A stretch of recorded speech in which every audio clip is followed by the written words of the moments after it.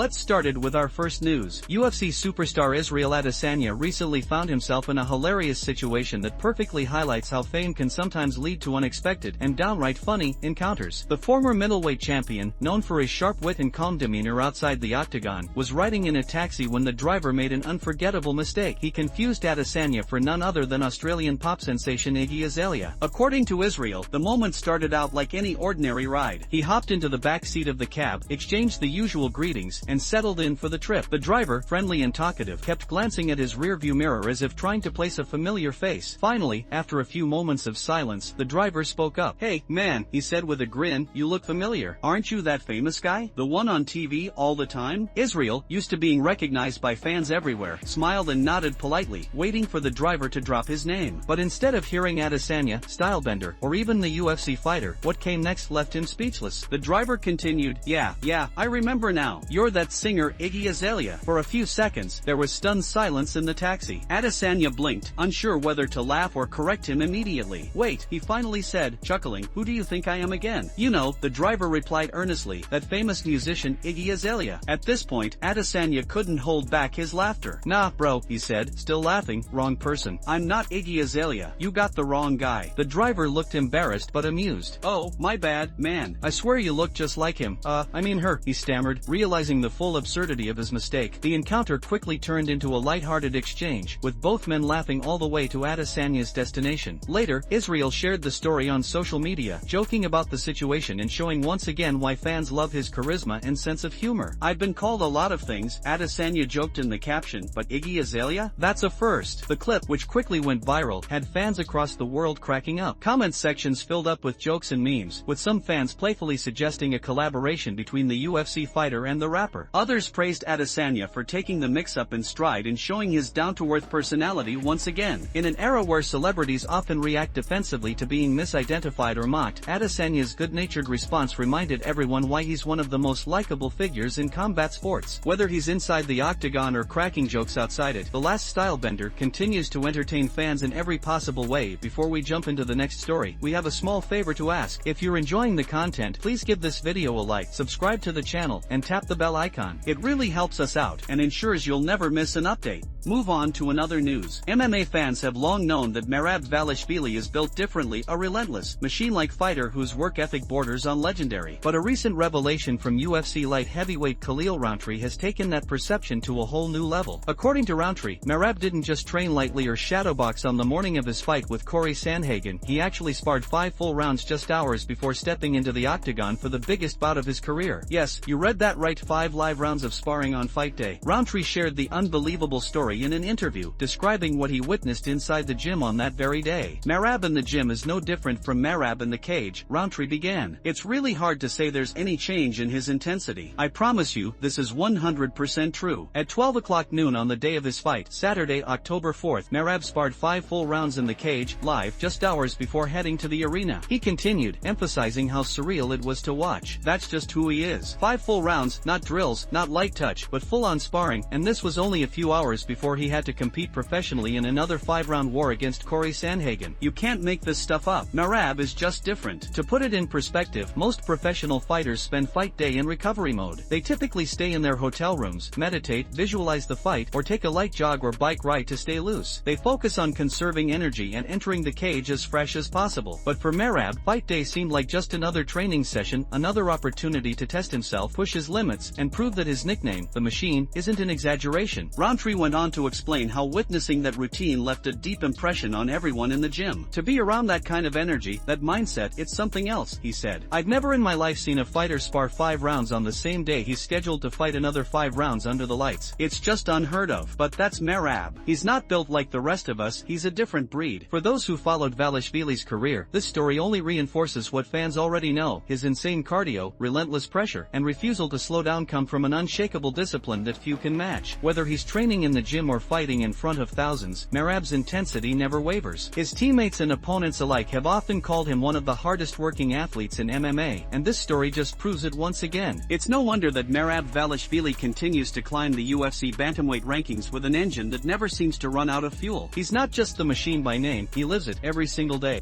Move on to another news. As the UFC heavyweight division heats up, few storylines are more compelling than Cyril Gane's renewed focus focus and Alex Pereira's growing ambitions. With UFC 321 on the horizon, Gane is preparing to face Tom Aspinall in one of the most anticipated heavyweight matchups of the year, and the outcome could have major implications for Pereira's next move. After Pereira's recent call-out of Jon Jones for a super fight at heavyweight, speculation began swirling throughout the MMA world. What if Jones doesn't return in time, or chooses a different path? Could the winner of Aspinall vs Gane be next in line for a potential cross-division blockbuster against Pereira? It's an exciting possibility. Stylistically, the matchups offer completely different challenges for the current light heavyweight king. Against Aspinall, Pereira would be stepping into dangerous territory. Aspinall's combination of elite-level grappling, fast hands, and smooth athleticism makes him one of the most complete heavyweights on the roster. He could easily test Pereira's ground defense and force him into uncomfortable situations. But against Cyril Gane, the dynamic changes entirely. Gane, like Pereira, is a master technician on the feet, a striker who moves like a middleweight and controls range better than almost anyone in the division. A showdown between these two could be one of the most technical striking battles in UFC history, a chess match at the highest level of heavyweight competition. However, before Gane can even think about Pereira, he has to get through Tom Aspinall. And according to a recent interview with Lequite, the Frenchman insists he's a completely different fighter now, more focused, more disciplined, and mentally sharper than ever before. "I'm confident for this fight," Gane said. "I don't want to talk about what comes after. I'm only focused on this one. I want that belt, and I've done everything in training camp to earn it. Everyone already knows my strengths, my movement, my distance control, my striking. But this time, I've added something new, my mindset." Gane explained that his preparation for UFC 321 wasn't just physical, it was personal. "I've learned to block out distractions," he continued. "I'm not focused on social media or what people are saying. I'm focused on my family, my friends, my team, and my goal. Training, training, training, that's all that matters." This is a different mindset. The former interim champion's renewed focus comes after previous setbacks that exposed holes in his game, particularly in grappling. Since then, he's dedicated himself to evolving, not only technically, but mentally. Many believe this new version of Gane could finally reach the potential fans have been waiting for. If Gane does defeat Aspinall, a future clash with Alex Pereira becomes a thrilling possibility. Two elite strikers, both champions in their divisions, meeting in a historic heavyweight bout. Whether it's Jon Jones, Cyril Gane, or Tom Aspinall next, one thing's certain, Alex Pereira's quest for greatness is forcing everyone in the heavyweight division to level up, and Gane seems ready to do just that. Move on to another news. A newly surfaced video has reignited one of the most talked about moments in MMA history, the infamous altercation between Khamzat Chimaev and Abubakar Nurmagomedov, cousin of former lightweight champion Khabib Nurmagomedov. This never-before-seen camera angle captures the chaos from a completely different perspective, and it shows just how close we were to witnessing something that could have changed the course of MMA drama forever. Khamzat Chimaev and Khabib themselves nearly coming to blows. The clip, which recently began circulating online, focuses not on Chimaev or Abubakar, but on Khabib's reaction as the brawl erupted. In the original footage, most fans only saw Chimaev charging at Abubakar and the scuffle breaking out between their teams. However, this new angle paints a much fuller, and much more intense, picture of what really happened behind the scenes. As the altercation unfolded, Khabib can be seen climbing halfway up the cage, glaring down at Khamzat from above. For a brief moment, it looks as though the eagle might leap into the chaos himself. His eyes lock on Chimaev, his expression caught between anger and restraint. It's clear that every instinct in him wants to defend his cousin, but out of respect and discipline, Khabib pauses. He takes a breath, holding back from escalating the situation even further. The tension in that moment is palpable. Just feet away from Chimaev, Khabib watches as Abubakar shouts back angrily, hurling words across the octagon. You can see the realization on Khabib's face. He knows exactly what's happening. The new footage makes it clear that we were only seconds away from an all-out confrontation between two of the most dominant and respected figures in modern MMA. Fans were stunned by how close it came to chaos. Those familiar with Khabib's background know that loyalty runs deep in his culture. The Nurmagomedovs, like many from the Caucasus region, live by a code of honor, family, loyalty, and standing by your people in any situation. For Khabib to hold himself back in that heated moment speaks volumes about his maturity and leadership. Still, it's undeniable that this was one of the most intense near brawls in UFC history. Meanwhile, Khamzat Chimaev, who has since continued his rise through multiple weight divisions, is now expected to face either Nasruddin Imavov or the winner of Rainier de Ridder vs Brendan Allen at UFC Vancouver. Rainier de Ridder, the one championship middleweight champion, recently discussed his hopes of sharing the card with Chimaev. "I tried to stay on this card because there's always a chance I could fight Khamzat afterward," de Ridder explained. "I know he might want to compete before Ramadan in February, so I wanted to stay active, get a fight in, and position myself for that opportunity." He added that the matchmaking situation has become more complicated, but a strong performance could put him in line for a massive showdown. "If I beat Brendan Allen, I think I'd have a good chance at getting that fight," de Ridder said. While the MMA world debates what's next for Chimaev. The resurfaced footage serves as a stark reminder of just how fiery the sport can be, and how one moment of restraint prevented an unforgettable brawl between Khamzat Chimaev and Khabib Nurmagomedov from exploding into history. Move on to another news. As fight night approaches, the MMA world is buzzing about the upcoming lightweight showdown between Charles Oliveira and Mateusz Gamrot. Most of the talk leading into the fight is centered around Oliveira's health and timing. Many fans and analysts have argued that he's returning too soon after suffering a brutal knockout loss to Ilia Topuria just a few months ago. However, former UFC fighter and analyst Josh Thompson sees things differently. In a recent discussion, Thompson shared his belief that Charles "Do Bronx" Oliveira still has the skills, experience, and mental toughness to not only compete but to win. According to him, fans are making a huge mistake by counting Oliveira out. "Everyone's writing off Charles too early," Thompson said. "Yes, he's coming off a tough knockout, but that doesn't erase everything he's capable of. He's still one of the most dangerous submission artists in UFC history and one of the best finishers we've ever seen." Stylistically, this fight promises to be a thrilling clash of approaches. Gamrot, known for his relentless pace and elite chain wrestling, thrives in grappling-heavy matchups. His style is built on pressure, constant scrambles, takedown attempts, and transitions that test an opponent's cardio and composure. Oliveira, on the other hand, brings elite-level striking, unorthodox movement, and a lethal ground game that has produced countless submission victories. "This is going to be a grappler's dream," Thompson added. "Gamrot is that high-paced, non-stop wrestler who tries to drown you with pressure. But Charles is dangerous everywhere. Even if you take him down, that's often where he's most comfortable. People forget how active he is off his back." Thompson went on to recall Gamrot's previous fight with Arman Tsarukyan, where Tsarukyan managed to defend multiple submission attempts but had to fight his way through some tough positions. "Arman was defending submission after submission," he said. "He barely escaped some of those sequences." Now imagine those same exchanges, but with Oliveira, a guy who finishes those chances 9 times out of 10. Despite acknowledging Gamrot's wrestling advantage, Thompson believes Oliveira has the edge in nearly every other area. On the feet, Charles is the better striker, that's hands down. On the ground, he's the better submission artist, also hands down. The only clear advantage Gamrot has is his wrestling, but can he avoid the submissions long enough to make that matter? That's the real question. Thompson also pointed out that Gamrot tends to take risks that could backfire against someone as opportunistic as Oliveira. "Gamrot sometimes gets a bit reckless," he explained. "He's incredibly tough, but he's been tagged before. Against a guy like Charles, that can be a real problem. If he gets caught slipping, it's either going to end by knockout or submission." As for Oliveira, Thompson believes this fight could be a redemption story, a chance to remind the world that he's still one of the elite fighters in the lightweight division. "If I'm leaning toward one guy, I'm leaning toward Charles," Thompson concluded. "People are underestimating him. He still has everything it takes to beat a guy like Gamrot. The only question left is whether he's truly recovered from that knockout, and we'll find out soon enough."